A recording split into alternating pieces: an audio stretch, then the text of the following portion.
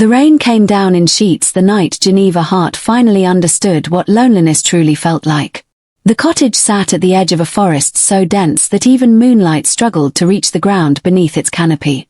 Lena stood at the window of her new home, watching the storm batter the glass, her reflection staring back at her like a stranger.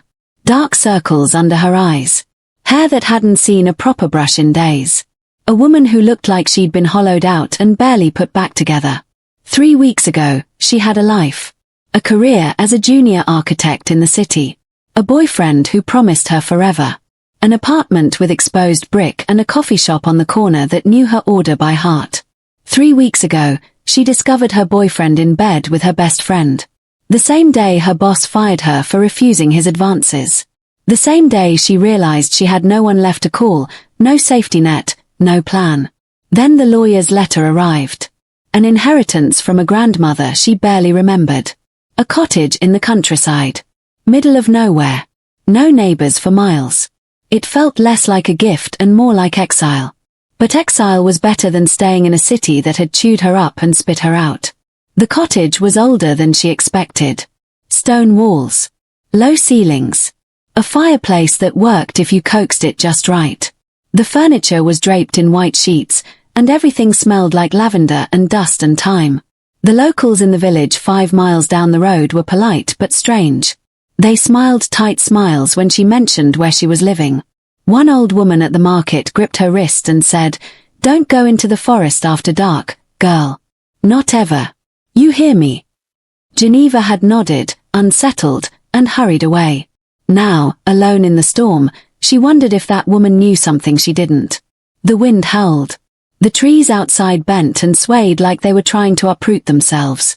Lena turned away from the window, wrapping her cardigan tighter around her body. She'd made tea. It sat cooling on the kitchen table, untouched.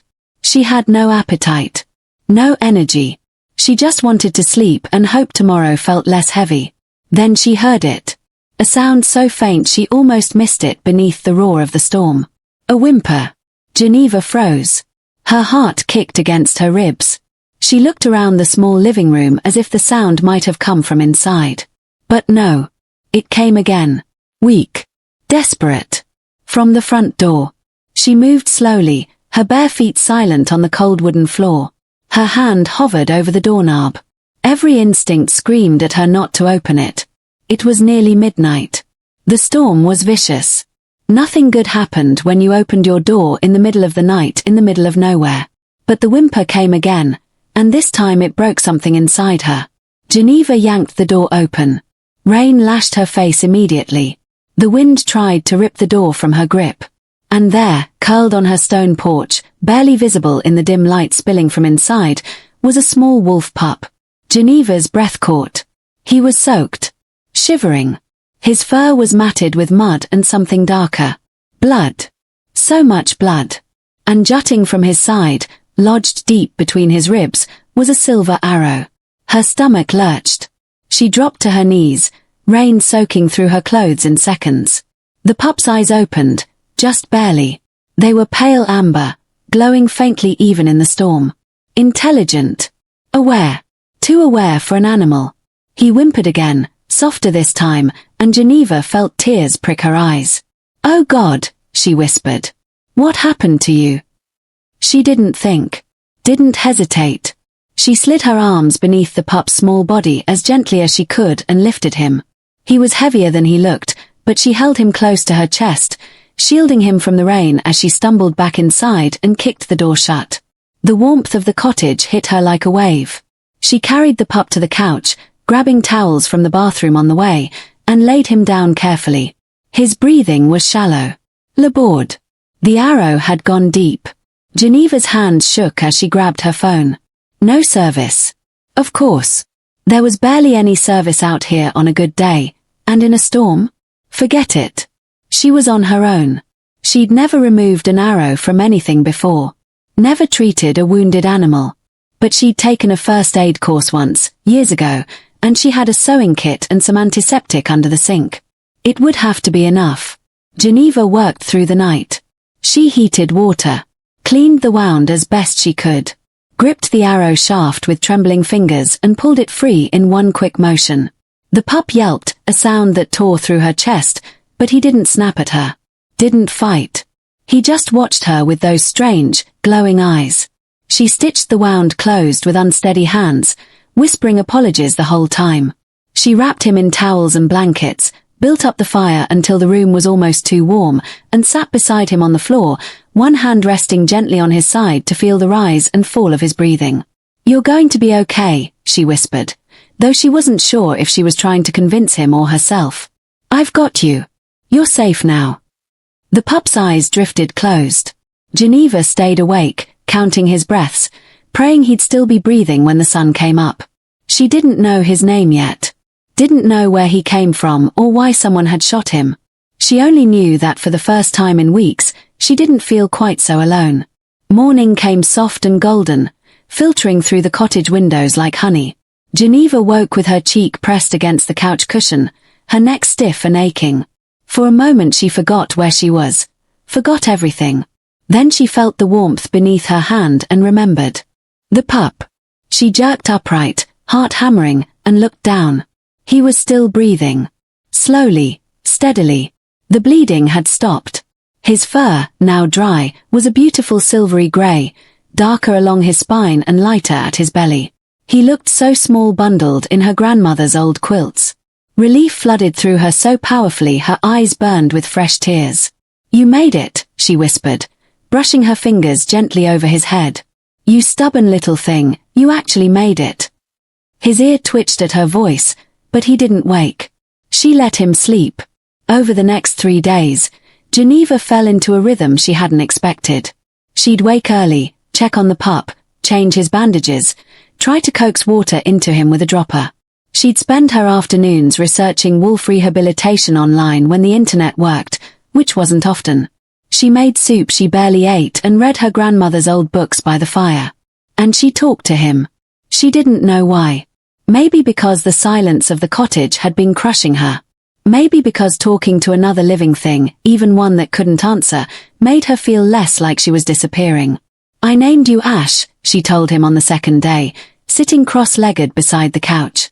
"Because you're grey like ash, and because you rose from something terrible. I don't know what happened to you out there, but you survived. That means something." Ash's eyes opened slowly, fixing on her face. There was something unsettling about his gaze. Something almost human in the way he seemed to study her, listen to her, understand her. Wolves didn't look at people like that. But Geneva pushed the thought away. She was lonely and exhausted and probably imagining things. On the 4th day, Ash tried to stand. Geneva had gone to the kitchen to make tea when she heard a thump and a small yelp. She rushed back to find him on the floor, legs shaking, trying desperately to hold himself upright. The wound in his side pulled against the stitches. "No, no, stop," Geneva said, dropping to her knees beside him. She tried to guide him back to the couch, but he resisted, stubborn and determined. His pale amber eyes met hers, and she swore she saw frustration in them. "You're hurt," she said softly. "You need to rest. Please." He stared at her for a long moment, then slowly, reluctantly, let her help him back onto the cushions. But he didn't take his eyes off her. He watched her like he was memorizing her face. That night, Geneva dreamed of the forest. She stood at the edge of the trees behind her cottage, barefoot in the moss, moonlight streaming down through the canopy. The air smelled like earth and pine and something wild she couldn't name. And deep in the shadows between the trees, she saw eyes. Dozens of them. Glowing. Watching. She woke with a gasp, her heart racing. Ash was awake too, sitting upright on the couch, staring at the window. His ears were forward, alert. A low rumble built in his chest, not quite a growl but close. "What is it?" Geneva whispered. He didn't look at her. He just kept staring into the darkness beyond the glass. Geneva climbed out of bed and moved to the window, peering out. The forest was still and silent. No movement. No eyes. Nothing. But the hairs on the back of her neck stood up anyway. She closed the curtains and triple-checked the locks on the doors. The next morning, she found tracks in the mud outside her cottage. Large paw prints, far too big to belong to Ash. They circled the house, came right up to the door, then disappeared back into the trees. Geneva's mouth went dry. She thought about the old woman's warning. Don't go into the forest after dark. She thought about the arrow that had been lodged in Ash's side. Silver, she'd noticed when she pulled it out. Who used silver arrows? That afternoon, she drove into the village. She needed supplies anyway, but really, she needed answers. The market was quiet. A handful of people milled about. Geneva grabbed bread, eggs, canned goods. At the counter, she hesitated, then said to the clerk, an older man with kind eyes, I found a wolf pup near my cottage. Injured. Do you know if there are hunters in the area? The man's expression shifted immediately. The kindness drained away, replaced by something cautious. Wary. Where'd you say you're staying? The old Hart cottage. At the edge of the Thornwood forest. His face went pale. He glanced around, then leaned closer, lowering his voice. You need to leave that animal alone, miss. You hear me? Let it go back where it came from. He was dying, Geneva said, confused. I couldn't just. There are things in those woods that aren't natural, the man interrupted. Old things. Dangerous things. Your grandmother knew. That's why she kept to herself. That's why she put protections on that house. Protections. He straightened, shaking his head. Just be careful. Lock your doors. Don't go outside after dark. And if that pup heals up, let it go. Don't get attached. He rang up her groceries in silence after that. Wouldn't meet her eyes. Geneva drove home with her hands gripping the steering wheel too tight, her mind racing. When she walked back into the cottage, Ash was standing by the door, waiting for her. He'd grown stronger. The wound was healing impossibly fast. And when he looked at her, she saw something in his eyes that made her breath catch. Recognition. Protection. Devotion. Like he knew her. Like he'd been waiting for her his whole life. Geneva set down the groceries with trembling hands. What are you? She whispered. Ash tilted his head, and for just a second, she could have sworn he smiled. 2 weeks passed, and Ash healed with a speed that defied everything Geneva knew about medicine and biology. The wound that should have taken months to close was now just a thin pink scar beneath his fur. He moved with grace and strength, no longer the trembling, half-dead creature she'd found on her porch. He followed her everywhere. Kitchen to bedroom. Bedroom to garden. Garden back to the living room. Always at her heels, always watching, always protective. Geneva had stopped questioning it. Stopped questioning him. In truth, she didn't want to. Ash had become her anchor in this strange new life. The one constant. The one thing that made the cottage feel less like exile and more like home.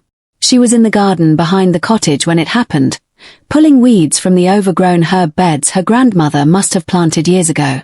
Ash sat nearby in the shade, watching the tree line with those unnervingly intelligent eyes. The afternoon was warm. Peaceful. Birds sang in the branches overhead. Geneva felt almost content for the first time since arriving. Then Ash went rigid. His ears flattened against his skull.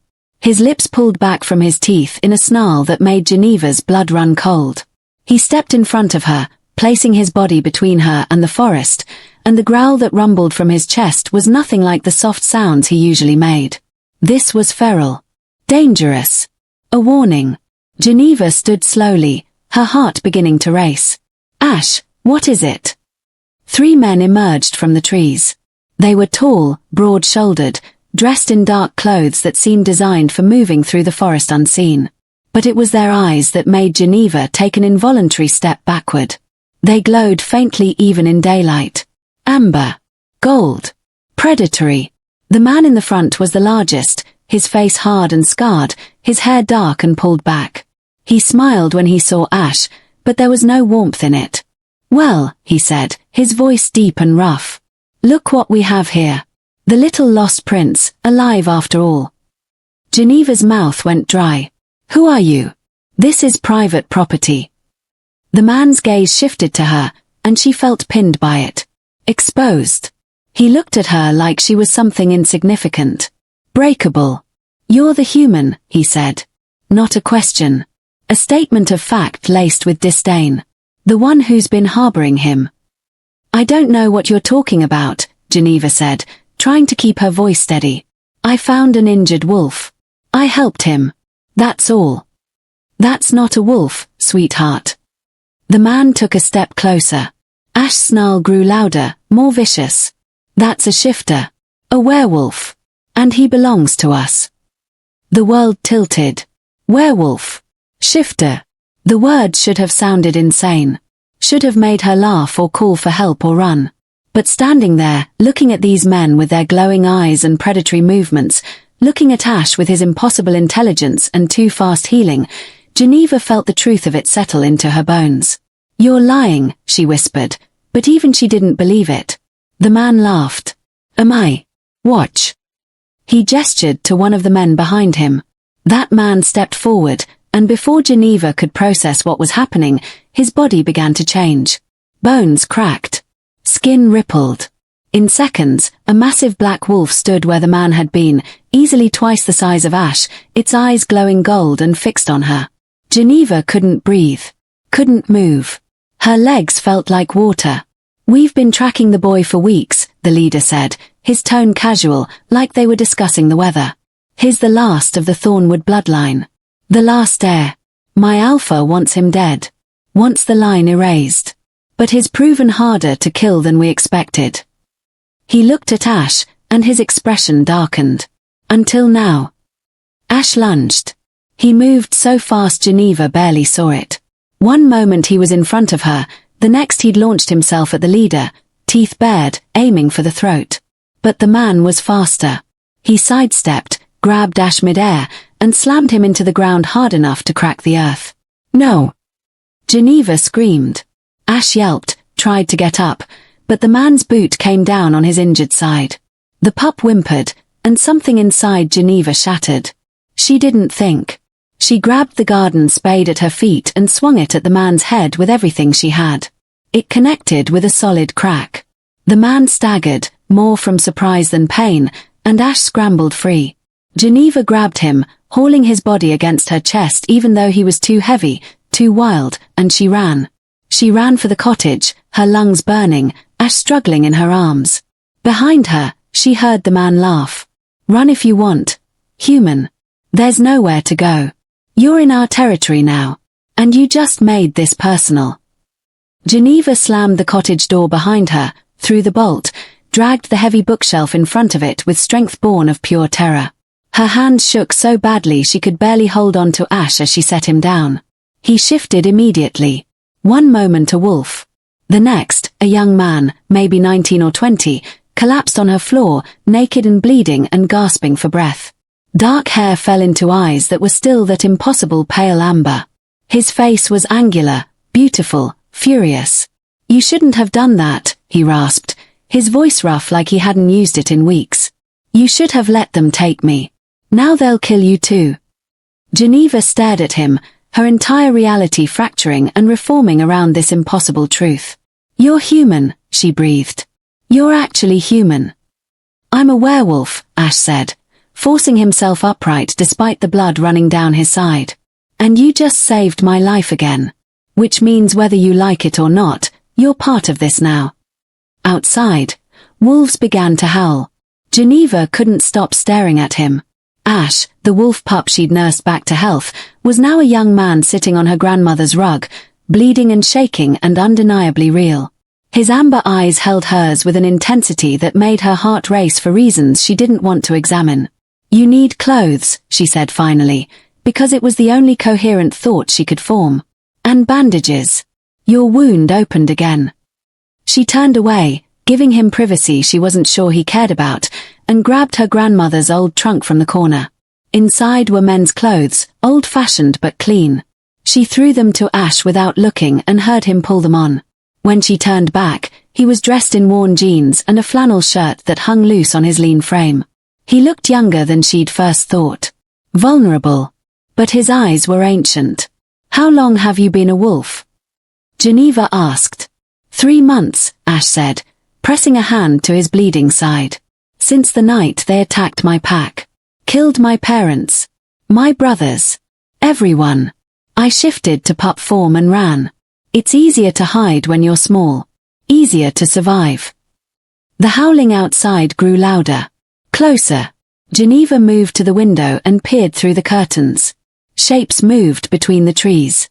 Large. Circling. At least a dozen of them. They're not leaving, she whispered. They won't, Ash said. He tried to stand but swayed. Geneva caught him before he fell, her hands gripping his arms. He was burning up, fever hot.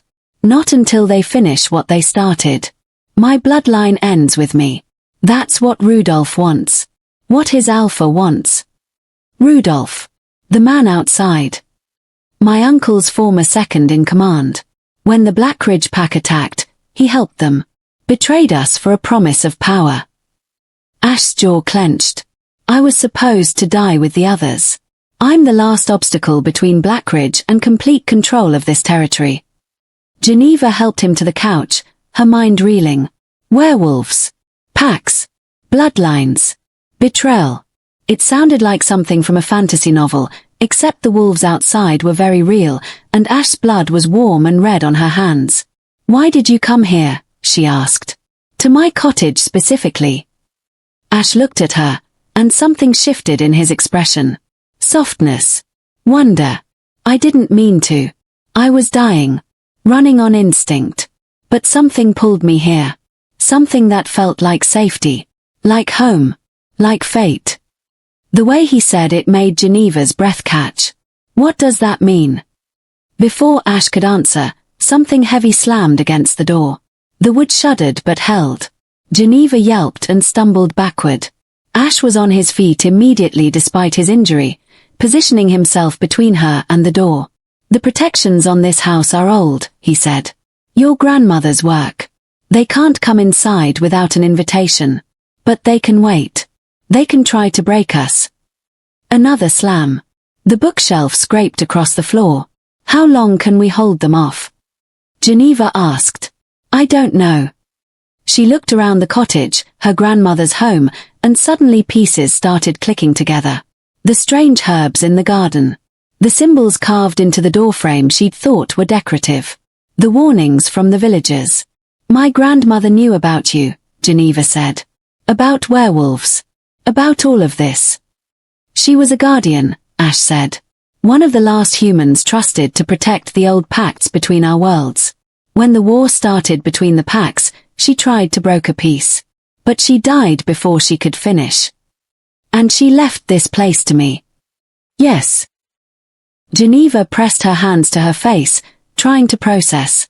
Her grandmother, who she barely remembered, had been involved in a supernatural war. Had protected werewolves. Had left Geneva a cottage specifically because of what it represented. I don't understand why, Geneva said. I'm nobody. I don't know anything about this world. I can't help you. Ash crossed to her in 2 strides, his hands gripping her shoulders gently but firmly. His eyes blazed. You already have helped me. You saved my life when you had no reason to. You fought for me. You brought me into your home and your protection even when it would have been easier to turn away. That's just basic human decency, Geneva protested. No, Ash said softly. It's more than that. Can't you feel it? And she could.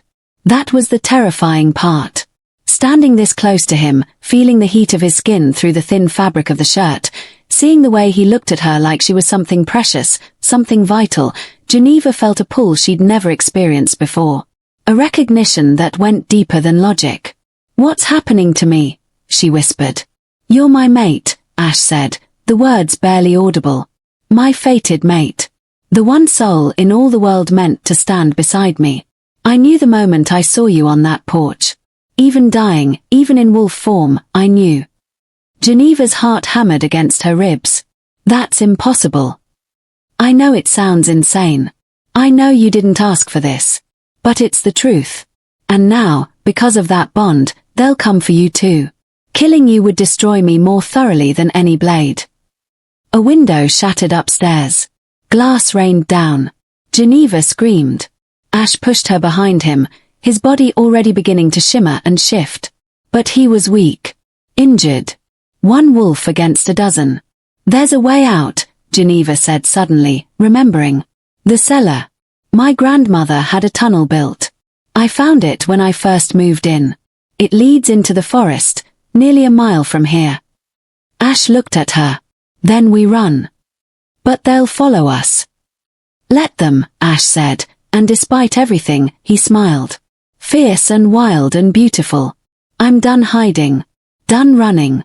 If they want a fight, I'll give them one. Footsteps sounded on the stairs above them. But first, Ash said, grabbing Geneva's hand, we survive. The cellar was cold and damp, the air thick with the smell of earth and old stone. Geneva's hands shook as she pulled open the hidden door at the back of the storage room, revealing a narrow tunnel that disappeared into darkness. Behind them, the cottage groaned under the assault. Wood splintered. More glass shattered. The wolves were tearing the house apart. Go, Ash urged, pushing her toward the tunnel entrance. I'll be right behind you. Geneva grabbed the flashlight from the shelf and plunged into the darkness. The tunnel was barely wide enough for one person, the walls pressing close on either side. She could hear Ash behind her, his breathing labored, and behind him, the distant sounds of destruction. They ran. Geneva's lungs burned. Her legs screamed. The tunnel seemed endless, twisting and turning through the earth. Water dripped from the ceiling. Roots hung down like grasping fingers. But she didn't stop. Couldn't stop. Finally, after what felt like hours but was probably only minutes, the tunnel began to slope upward. Fresh air touched Geneva's face. She pushed through a tangle of brush and stumbled out into the forest, gasping. Ash emerged behind her, collapsing to his knees. Blood soaked through his shirt. The wound on his side had torn open completely during the run. We need to keep moving, he rasped. They'll find the tunnel. They'll track us. You can't run anymore, Geneva said, kneeling beside him. You're bleeding out. I'll heal. I just need time. We don't have time. Ash looked at her, and the vulnerability in his eyes nearly broke her. Then leave me. Take the path west. There's a town 20 miles from here. You can get help. Get away from all of this. I'm not leaving you, Geneva said fiercely. Don't ask me to do that. Geneva, you don't understand what you're choosing. If you stay with me, your life will never be normal again. You'll be hunted, targeted, pulled into a war that isn't yours. Maybe it is mine, Geneva said. She thought of her grandmother, of the cottage, of the strange pull she'd felt since arriving here. Maybe I was always supposed to be part of this. Maybe that's why my grandmother left me that house. Why I found you. Ash reached up and cupped her face with one bloody hand. You're remarkable, he whispered. Brave and stubborn and completely human, and I don't deserve you. Too bad, Geneva said, her voice catching. You're stuck with me. He smiled, and then his expression shifted. His head snapped toward the trees. They're coming. I can smell them. Geneva helped him to his feet. They stumbled deeper into the forest, moving as fast as Ash's injuries would allow. The trees grew denser here, older, their trunks massive and gnarled. Moonlight filtered through the canopy in silver streams. And then Geneva saw it. A clearing ahead, perfectly circular, ringed by standing stones covered in the same symbols that had been carved into her grandmother's doorframe. In the center stood an altar of white stone, untouched by moss or age. The old meeting ground, Ash breathed. I didn't know it still existed. What is this place? Sacred ground. Neutral territory. Where the packs used to gather to settle disputes, make treaties, perform rituals. Ash staggered toward it, pulling Geneva with him. They can't attack us here. Ancient law forbids it. They crossed into the circle just as wolves burst from the trees behind them. Rudolph shifted mid-stride, landing on human feet at the edge of the clearing. His pack flanked him, a dozen massive wolves with glowing eyes and bared fangs. But none of them crossed the line of stones. Clever boy, Rudolph said, his voice dripping with contempt. Running to the old ground. But that only delays the inevitable. The moment you step outside this circle, you're mine. Then I guess we'll stay here, Geneva said, surprised by the steadiness in her own voice. Rudolph's gaze fixed on her, and his smile was cruel. You have spirit, human. I'll give you that. But do you know what your precious mate hasn't told you yet? Do you know the real reason he's so desperate to survive? Rudolph, don't, Ash said, his voice low and warning. She deserves to know the truth, Rudolph said. If she's going to die for you, she should know what she's dying for. He turned back to Geneva. Your grandmother didn't just guard the pacts. She was the keeper of the Bloodstone.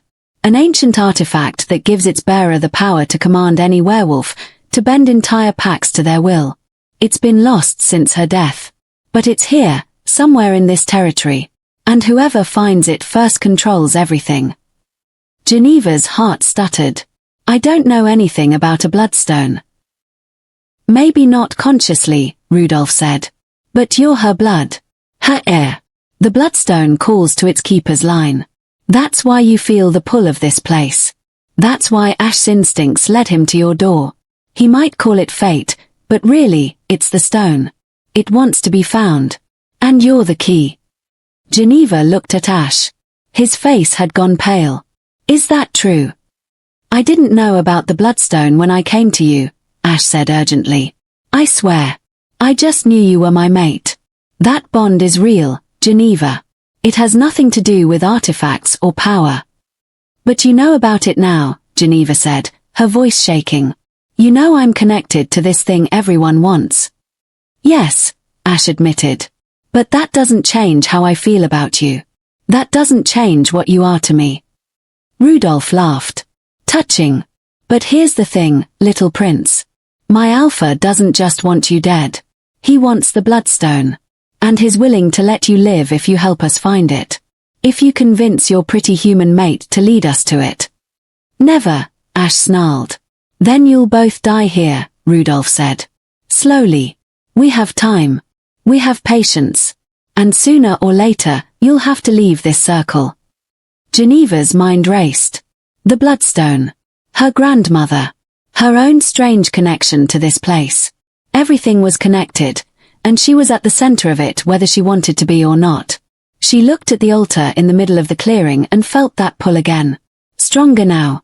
Calling her. Ash, she whispered. I think I know where it is. The altar seemed to glow in the moonlight, ancient and patient, waiting for something Geneva couldn't name. What do you mean you know where it is? Ash asked, his voice strained. He was getting weaker by the moment, his skin too pale, his breathing too shallow.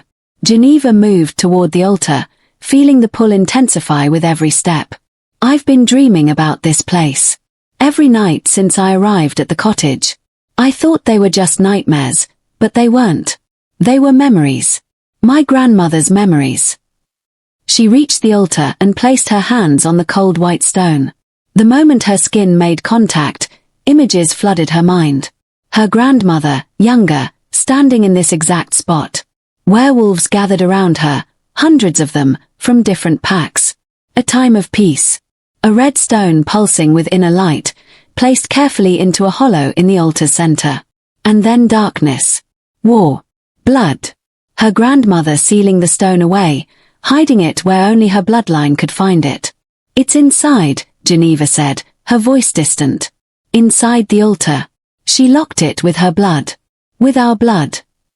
Rudolph's eyes lit up with triumph. Then open it. Now. Don't, Ash said, grabbing Geneva's arm. Once that stone is released, everything changes. Whoever holds it commands absolute power over all werewolves. It's too dangerous. His right to be afraid, Rudolph said, stepping closer to the stone circle's edge. With the Bloodstone, my alpha will unite all the packs under his rule. No more territory disputes. No more bloodlines competing for dominance. Just order. Just power. Just tyranny, Ash spat. Just slavery. That's why the stone was locked away in the first place. Because no one should have that kind of power over another living being. Geneva looked between them, her heart hammering. The stone pulsed beneath her hands, warm now, responding to her touch. She could feel its power thrumming through the altar, through the ground, through her very bones. What happens if I don't open it? She asked. Then we wait, Rudolph said. We starve you out. We kill the boy slowly while you watch. And eventually, you'll beg to open it just to make his suffering stop. As if to prove his point, one of the wolves behind Rudolph lunged forward, snapping at the edge of the circle, testing the boundaries. The air shimmered where ancient magic held. The protections won't last forever, Rudolph said. Sacred ground weakens with disuse. Give it a few hours, maybe a day, and we'll be able to cross. And then there will be nowhere left to run. Ash swayed beside Geneva. His knees buckled, and she caught him, struggling under his weight. Blood dripped steadily from his wound, pooling on the sacred ground. I need to get you help, Geneva said desperately. You need a healer, a doctor, something. There's a pack to the north, Ash said through gritted teeth. The Silver Pine. They were allies of my family. If we could reach them, they'd offer sanctuary. But that's 3 days' travel through Blackridge territory. We'd never make it. Then what do we do? Geneva's voice broke. There has to be a way out of this. Ash touched her face gently, and the love in his eyes made her want to weep. You get out. You open the altar, give them the stone, and you walk away. They don't care about you. They just want the power. Give it to them and live. And leave you to die. I'm already dying, Ash said softly. At least this way, one of us survives. No, Geneva said fiercely. No. I didn't pull an arrow out of you and stitch you back together and fall in love with you just to give up now. The words hung in the air between them. Ash's eyes widened. You love me. Yes, you impossible, stubborn, self-sacrificing wolf. I love you. And I'm not losing you. Ash pulled her close, pressing his forehead against hers. Then we fight.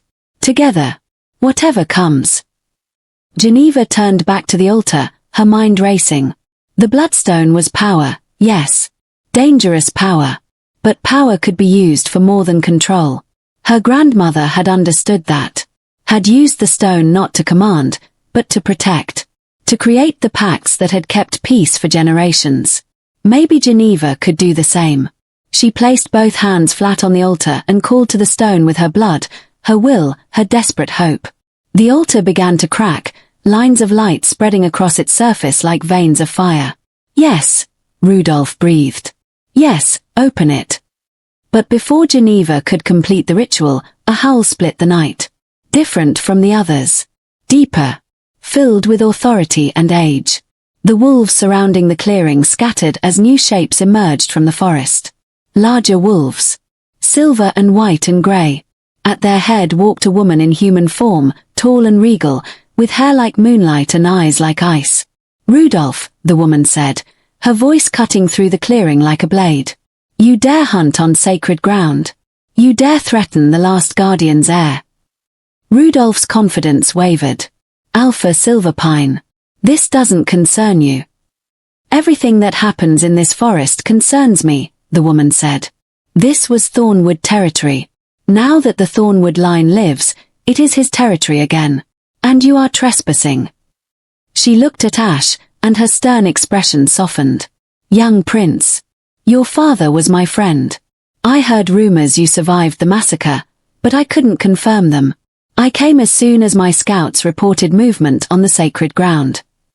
You're too late, Rudolph said. The human is opening the altar. The bloodstone will be mine. Will it?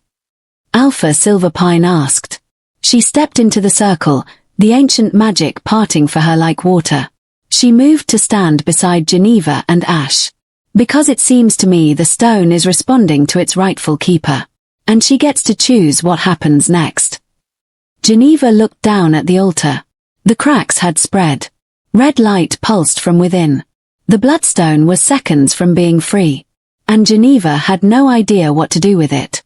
Choose quickly, child, Alpha Silverpine said. Whatever you decide will shape the future of every werewolf in this territory. Choose power, and you become a target forever. Choose sacrifice, and you may lose everything. Ash's hand found hers, weak but steady. I trust you, he whispered. Whatever you choose, I trust you. Geneva took a breath and made her choice. Geneva pulled her hands away from the altar. The red light dimmed immediately. The cracks stopped spreading. The bloodstone remained sealed, pulsing with frustrated energy beneath the white stone. "What are you doing?" Rudolph demanded. "Open it." "No," Geneva said, her voice stronger than she felt. She turned to face him, keeping herself between the altar and the wolves at the circle's edge. "My grandmother didn't seal this stone away to keep it from the world. She sealed it because the world wasn't ready for it. Because people like your Alpha would use it to enslave rather than protect." "You stupid human," Rudolph snarled. "You have no idea what you're refusing. That stone could end all the bloodshed. All the territorial wars. One ruler, one law, one pack. One tyrant," Geneva countered. "That's not peace. That's oppression." Alpha Silverpine smiled, a fierce expression of approval. "Your grandmother chose her heir well." "This isn't over," Rudolph said, but there was uncertainty in his voice now. The arrival of the Silverpine pack had changed the dynamics. He was outnumbered. Outranked. "My Alpha won't stop hunting the boy. Won't stop until the Thornwood line is erased." "Then your Alpha will have to go through me," Alpha Silverpine said coldly. "As of this moment, I claim Ash Thornwood under Silverpine protection. Any attack on him is an attack on my pack. And I promise you, Rudolph, your Alpha isn't ready for that war." Rudolph's jaw clenched. For a long moment, he stared at Ash with pure hatred. Then he shifted, bones cracking and reforming, and the massive grey wolf turned and melted back into the forest. His pack followed, their retreat reluctant but necessary. The moment they were gone, Ash collapsed. Geneva caught him, crying out as his full weight dragged them both to the ground. His skin was ice cold now despite the fever burning through him. His breathing came in shallow gasps. "Help him," Geneva begged, looking up at Alpha Silverpine. "Please, he's dying." The Alpha knelt beside them, her expression grave. She pulled back Ash's shirt, examining the wound. "Silver poisoning. The arrow was laced with it. It's in his bloodstream now, fighting his ability to heal." "Can you save him?" Geneva asked, tears streaming down her face. Alpha Silverpine met her eyes. "There is a way, but it requires a mate bond to be completed. The connection between true mates can burn the poison from his system, but only if the bond is fully formed." "Then tell me what to do," Geneva said immediately. "Tell me how to save him." "You would have to accept him completely," the Alpha said. "Accept the mate bond not just emotionally but spiritually. It will tie your life to his forever. You'll feel what he feels. Age as he ages. When one dies, the other follows within days. And you'll be part of our world permanently. There is no going back to your human life." Geneva looked down at Ash. His amber eyes were barely open, but they were focused on her face with desperate clarity. "Don't," he whispered. "Don't sacrifice your humanity for me. You deserve a normal life. A safe life." "I don't want safe," Geneva said, brushing the hair back from his forehead. "I want you. I want this. I want a life where I fight for something that matters. Where I love someone who sees me as more than I ever saw myself." She turned to Alpha Silverpine. "How do I complete the bond?" The Alpha placed Geneva's hand over Ash's heart and Ash's hand over Geneva's. "Speak your acceptance. Mean it with everything you are. The magic will do the rest." Geneva took a shaking breath. She looked into Ash's eyes, saw the love and fear and hope warring there, and spoke from her soul. "I accept you, Ash Thornwood. I accept your world, your fate, your future. I choose you as my mate, my partner, my equal. Now and forever." The moment the words left her lips, power exploded through her body. It felt like lightning and starlight and something ancient waking up inside her chest. She gasped as the bond snapped into place, a golden thread connecting her heart to Ash's. She could feel him. His pain. His love. His relief so profound it brought fresh tears to her eyes. And then the healing began. Silver light poured from Geneva's hands where they touched Ash's chest. It spread through his body, seeking out the poison, burning it away. Ash arched off the ground with a cry that was half pain, half ecstasy. The wound on his side began to close, flesh knitting together, pink and new and whole. The fever broke. Color returned to his skin. His breathing steadied. And when he opened his eyes fully, they blazed with renewed strength. "Geneva," he breathed. "What did you do?" "Saved you," she said, laughing and crying at the same time. "Again." Ash sat up, pulling her into his arms so tightly she could barely breathe. "You're mine now. Truly mine. And I'm yours. Forever." "I know," Geneva said against his chest. "I can feel it. I can feel you." Alpha Silverpine stood, giving them space. "The bond is complete. You are mated. Ash Thornwood, as the last of your line, you have a choice to make. You can remain with my pack as a member under my protection. Or you can reclaim your birthright. Rebuild the Thornwood pack. Take back your territory." Ash looked at Geneva, and she felt his uncertainty through the bond. His fear. His hope. "You don't have to decide now," Geneva said softly. "But whatever you choose, we decide together." "Together," Ash repeated. He stood, helping Geneva to her feet, and faced the Alpha. "I need time. Time to heal fully. Time to understand what reclaiming my territory would mean. But I won't hide anymore. I won't run." "Good," Alpha Silverpine said. "Because ready or not, the other packs will hear about tonight. They'll know the Thornwood heir lives. They'll know he has a mate. A human guardian mate who refused the bloodstone." She smiled. "You've just become the most interesting thing to happen to this forest in 50 years. Ash squeezed Geneva's hand. Through the bond, she felt his determination crystallize into something unbreakable. "Let them come," he said. "We'll be ready." 3 weeks passed in a blur of training, planning, and discovery. Alpha Silverpine brought Ash and Geneva to her compound deep in the northern forest. It was beautiful, a collection of cabins arranged around a central longhouse where the pack gathered. Geneva had never seen anything like it. Werewolves living together, working together, protecting each other like family. She was learning what it meant to be part of this world. Learning to sense Ash through their bond even when they were apart. Learning the politics of pack hierarchy. Learning that her grandmother's legacy was far more complex than she'd ever imagined. And Ash was learning to be an alpha. He trained with Silverpine's best warriors every day, rebuilding strength he'd lost during months of hiding. Relearning how to fight as both wolf and man. Embracing the power that was his birthright. Geneva watched him transform from a scared, wounded boy into something magnificent. Something worthy of leading. But the peace couldn't last. The message came on a cold morning when frost covered the ground. A messenger from the Blackridge pack, requesting parley on neutral ground. Rudolph's Alpha wanted to meet. Wanted to negotiate. "It's a trap," one of Silverpine's warriors said immediately. "Of course it's a trap," Ash replied.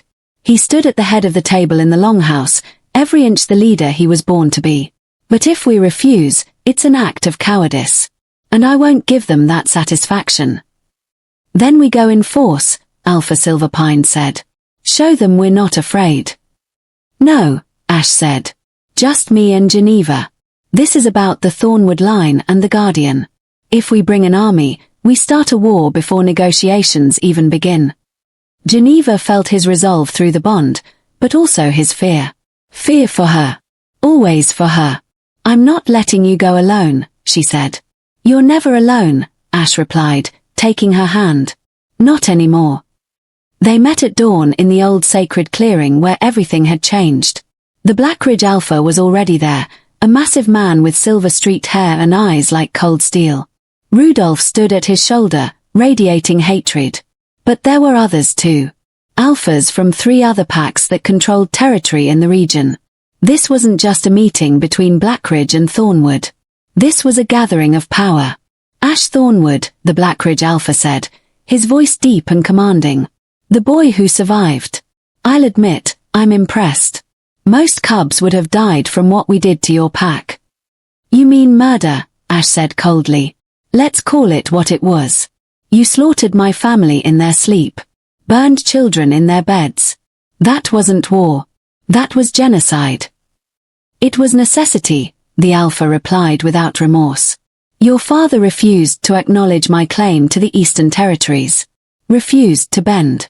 So I removed him. And now you want to remove me? Actually, no. The Alpha smiled, and it was a predator's expression. I want to make you an offer. Join my pack. Swear fealty to me as your Alpha. In return, I'll let you live. I'll even give you a position of honor. You're young, strong, well-trained. You could be useful. As your pet? Ash asked. As proof that even the Thornwood line can be broken. As a survivor, the Alpha countered. Pride is expensive, boy. Your father paid for his with his life. Don't make the same mistake. Geneva felt rage building in Ash through their bond. Felt him fighting to control it. She stepped forward, drawing every eye. He's not alone, she said clearly. He has allies. He has pack. And he has me. The Blackridge Alpha looked at her with contempt. The human. The one who refused the bloodstone. You could have had power beyond imagining, and you chose this half-dead pup instead. Foolish. No, Geneva said. I chose freedom. I chose love. I chose a future where power serves people instead of enslaving them.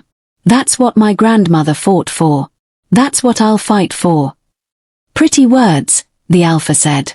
But words don't win wars. Then let's not have a war, Ash said. He stepped forward, his posture relaxed but his eyes blazing. You want the Thornwood territory. You want to erase my claim. Fine. Challenge me for it. Single combat. Alpha to alpha. Winner takes all. The clearing went silent. Rudolph laughed. You can't be serious. You're barely 20. You've been in wolf form for 3 months. My Alpha has been leading packs for 50 years. He'll tear you apart. Maybe, Ash said. But at least it will be a fair fight. Not a massacre in the dark. Not poison arrows and burning homes. Just strength against strength. Isn't that the old way? The way of honor? The other Alphas murmured among themselves. This was unexpected. Bold. The kind of challenge that couldn't be refused without looking weak. The Blackridge Alpha studied Ash for a long moment. Then he smiled. You have courage. I'll give you that. Very well. I accept your challenge. We fight at sunset. And when I kill you, the Thornwood line ends with honor instead of whimpering in the dark. He shifted then, bones cracking and reforming, becoming a wolf the size of a bear with fur like midnight and fangs like daggers. His pack shifted with him, a show of force and intimidation. Ash didn't flinch. He squeezed Geneva's hand once, then let go and shifted. Geneva had seen him as a wolf before, but this was different. He was larger now, stronger, his silver-grey fur gleaming in the dawn light. His amber eyes found hers, and through the bond she felt his love. His determination. His acceptance that he might not survive this. But also his hope. The Blackridge Alpha howled, a sound that shook the trees and sent birds scattering from the canopy. A declaration of dominance. A promise of violence. Ash howled back, and his voice carried something the Alphas didn't. Something that made every wolf in the clearing take notice. The sound of a king reclaiming his throne. Sunset painted the clearing in shades of blood and gold. Geneva stood at the edge of the sacred circle, her heart hammering so hard she thought it might burst from her chest. Through the mate bond, she felt everything Ash felt. His focus. His determination. The calm before the storm. Alpha Silver Pine stood beside her, a steadying presence. He's stronger than you think, she murmured. The bond with you has made him more powerful than he knows. But is it enough? Geneva whispered. We're about to find out. The Blackridge Alpha entered the circle first, his massive black wolf form prowling with the confidence of a creature that had never lost. 50 years of victories. 50 years of crushing anyone who opposed him. Ash entered from the opposite side, smaller but faster, his silver-grey fur catching the dying light. He looked like quicksilver. Like moonlight given form. The two wolves circled each other, and the forest held its breath. Then the Blackridge Alpha attacked. He was brutally fast for his size, closing the distance in a heartbeat, jaws snapping for Ash's throat. But Ash twisted away, using his smaller size to his advantage, raking claws across the alpha's shoulder as he passed. First blood. Esh. The fight became a blur of fur and fangs and violence. The Blackridge Alpha fought with experience and raw power, each strike calculated to cripple or kill. Ash fought with youth and desperation, dodging more than attacking, learning his opponent's patterns. Geneva felt every hit Ash took through the bond. Felt his ribs crack when the Alpha's paw connected with his side. Felt the burning pain when teeth tore through his shoulder. She wanted to scream, to run into the circle and stop this, but she forced herself to stay still. To trust. To believe. And then something shifted. Ash stopped retreating. Stopped dodging. He planted his feet and met the next attack head-on, catching the Alpha's charge and using the momentum to flip the larger wolf over his back. The Alpha crashed to the ground with a surprised yelp. Before he could recover, Ash was on him, teeth sinking into the vulnerable spot where neck met shoulder. The Alpha roared and threw him off, but Ash had drawn serious blood now. The older wolf was bleeding. Limping. For the first time in the fight, doubt flickered in his eyes. Ash circled him slowly, and Geneva felt something incredible happening through the bond. Ash wasn't just fighting anymore. He was remembering. Remembering everything his father had taught him. Everything his bloodline carried. Centuries of alphas flowing through his veins, guiding his movements. He was becoming what he was always meant to be. The Blackridge Alpha lunged again, desperate now, going for a killing blow. Ash met him in midair, and the two wolves collided with a sound like thunder. They rolled across the clearing, a tangle of teeth and claws and primal fury. When they separated, the Blackridge Alpha's throat was torn open. He staggered, tried to shift back to human form, failed. Blood poured from the wound. His legs buckled. He fell to his side, breathing in wet, rattling gasps. Ash stood over him, his own body covered in wounds but his eyes clear and bright. Through the bond, Geneva felt him reaching a choice point. Kill or show mercy. End it or offer submission. The Alpha's eyes met his, and in them, Ash saw acknowledgement. Acceptance. Defeat. Ash shifted back to human form, breathing hard, blood dripping from a dozen wounds. He looked at the dying Alpha and said quietly, "Your pack is released from your service. They can choose their own path now. As for you, you'll die knowing that honor matters more than power. That murder has consequences. That the Thornwood line doesn't break." The Blackridge Alpha's eyes closed. His breathing stopped. Rudolph shifted to human form, his face twisted with rage and grief. "You killed him. You killed my Alpha." "He killed mine first," Ash said. "He killed my family. My pack. Everyone I loved. This was justice, not murder." Rudolph looked around at the other Alphas, at the wolves gathered, searching for support. But he found none. The fight had been fair. The outcome clear. By every law of their world, Ash had won. "The Thornwood territory is yours," Alpha Silverpine declared, her voice carrying across the clearing. "All challenges are satisfied. Ash Thornwood is recognized as Alpha of his lands." The other Alphas nodded their agreement. Even Rudolph, defeated and furious, could only bow his head in reluctant acceptance. Ash swayed on his feet, his wounds finally catching up to him. Geneva was there in an instant, catching him, supporting him, her touch flooding healing warmth through their bond. "You did it," she whispered, laughing and crying at the same time. "You actually did it." "We did it," Ash corrected, leaning into her. "I felt you through the bond the whole time.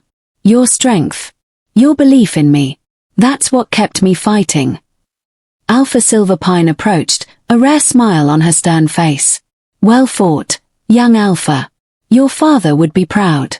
Now comes the hard part. Rebuilding. Gathering wolves to your banner. Creating a pack worthy of the Thornwood name." "I know," Ash said. He looked at Geneva. "We know. But we're ready." Over the following months, the cottage at the edge of the forest became the heart of something new. Wolves came, drawn by stories of the young Alpha who had defeated Blackridge. Wolves without packs, without homes, looking for something to believe in. Geneva and Ash welcomed them all. They rebuilt the Thornwood pack from nothing, creating something different from what had been before. A pack where humans and werewolves worked together. Where the old guardian traditions were honored. Where power served instead of controlled. The bloodstone remained sealed in the sacred altar, waiting.